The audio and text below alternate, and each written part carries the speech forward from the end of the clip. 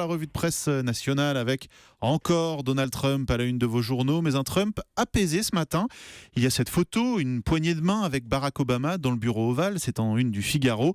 Comment Trump prépare son entrée à la Maison-Blanche? Il joue l'apaisement après le déchirement.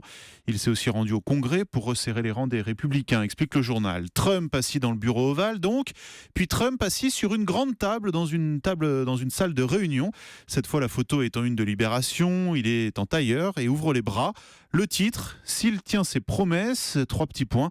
Libération de rappeler son programme, construire un mur avec le Mexique, dénoncer l'accord sur le climat ou remettre en cause l'avortement. Escroquerie, titre Laurent Geoffrin dans son éditorial. Rappelons le paradoxe de transformer un héritier milliardaire en emblème des classes pauvres.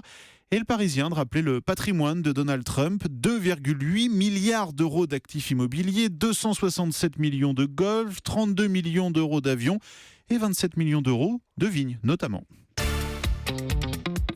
Le Parisien aujourd'hui en France qui affiche par ailleurs en une route française avec un énorme nid de poule et ce titre, les pièges des routes françaises, alors que vous allez encore être nombreux sur les routes pour ce long week-end.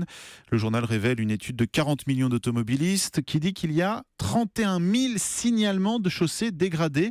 C'est inquiétant quand on sait qu'un accident sur 2 est dû à des problèmes d'infrastructure. Rançon s'en amuse dans son dessin avec 2 bonhommes qui questionnent un monsieur en costume cravate. Et on va faire quoi pour toutes ces routes défoncées ? Et l'homme de répondre, on pourrait rendre le port du casque obligatoire en voiture. Et puis pour ce long week-end de grisaille, vous avez peut-être prévu aussi de regarder des séries sous la couette. C'est en une du Parisien Magazine, série Le Nouvel Eldorado des acteurs français avec les portraits de Mathieu Kassovitz, Leïla Bekti et Carole Bouquet. Les habitués du grand écran se bousculent sur le petit. Les comédiens évoquent l'ampleur qu'ils peuvent donner à leur rôle grâce à la multitude d'épisodes. Le magazine, lui, est plus terre à terre. Alors, il ne livre pas le cachet de nos stars, mais rappelle quand même, pour donner une idée, que Mimi Mati touche 200 000 euros par épisode de Joséphine Ange Gardien. Voilà, ça donne une idée des budgets. À suivre ce mois-ci, donc en série, Leïla Bekti dans Jour polaire, Carole Bouquet dans Les Hommes de l'ombre et Cécile de France et Ludivine Sagnier dans The Young Pope.